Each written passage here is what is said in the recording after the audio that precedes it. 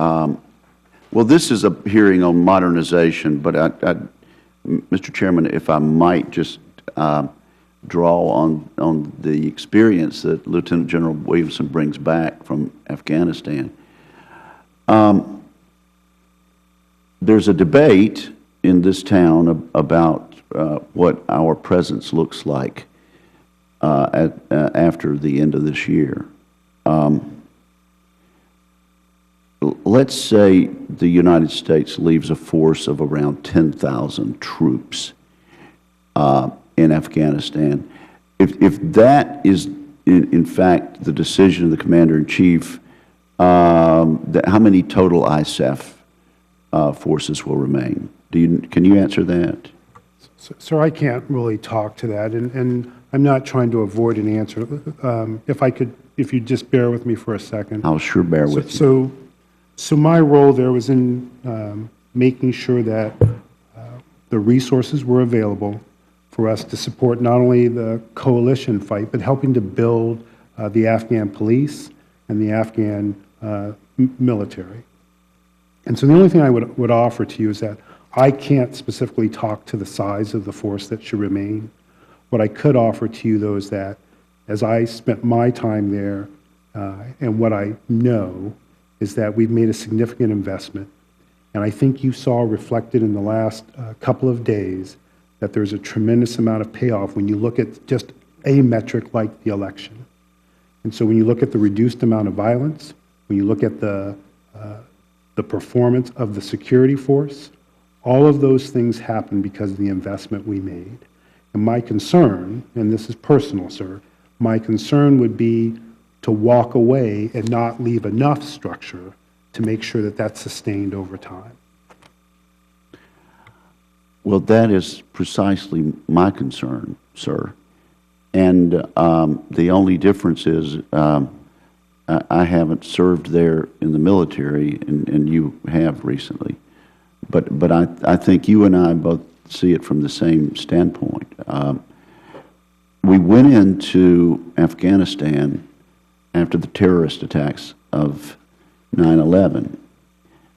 And I would remind my fellow citizens and my colleagues, we went in virtually unanimously. As I recall, there was one dissenting vote in the House of Representatives where I served. To my recollection, it was unanimous over in this body. There seems to be a feeling out there among the American people that somewhere along the line we made a tragic mistake and that this somehow has become a disaster. And I honestly, General Williamson, don't feel that way. I think we have an opportunity to turn this into a defeat if we make that decision collectively as a body politic.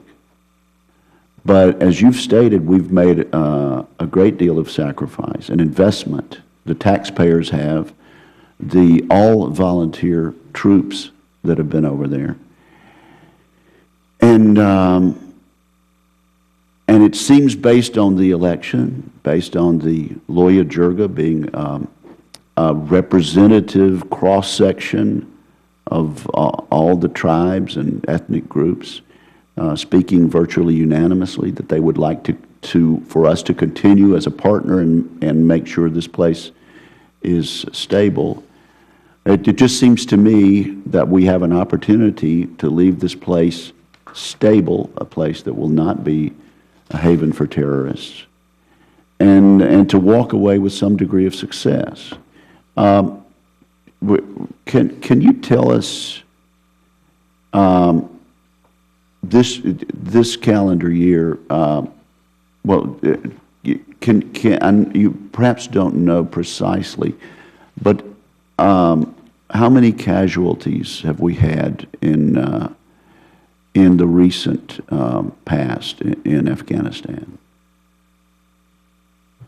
So, sir, I can't speak to that precisely, but what I can tell you is that our casualty count has gone down substantially. And in fact, American casualty. American casualty, but I would like to broaden that to talk about the coalition and the Afghan.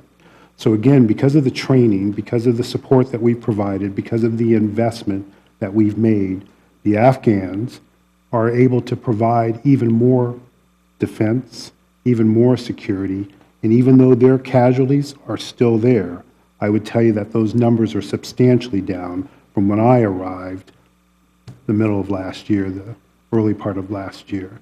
And so I can't talk specific numbers, but I do know that those numbers have gone down. Down substantially even for the Afghans. I believe so, Senator. And you've been involved in training the police. How are we doing there? Sir, my involvement in training the police is really facilitating the trainers, those types of things. So again, I can't talk to the actual training aspect, but on the effect side, there's obviously much more security. And again, I would tell you that the metric that I go by today is the security that was seen during the elections and leading up to the elections. And how are we doing in training the Afghan military? So I think my answer would be the same. So during the time that I was there, what I had the opportunity to see was the Army planning and executing more of their missions, and that increased over time, and doing independent operations with limited support from the coalition. And so I would offer that. I think you're seeing the effect of the training and the investment that's been made. Well, thank you. And I appreciate the fact that you're not here speaking for the Department of the Army. And in that respect, you're here to talk about modernization, and you're certainly not an official of the State Department. So I appreciate you letting me go a little farther afield than the subject matter of this hearing. And Mr. Chairman, thank you for letting me depart a bit from our mission today. But I do believe that the testimony of this distinguished American who just got back is something that we should pay attention to.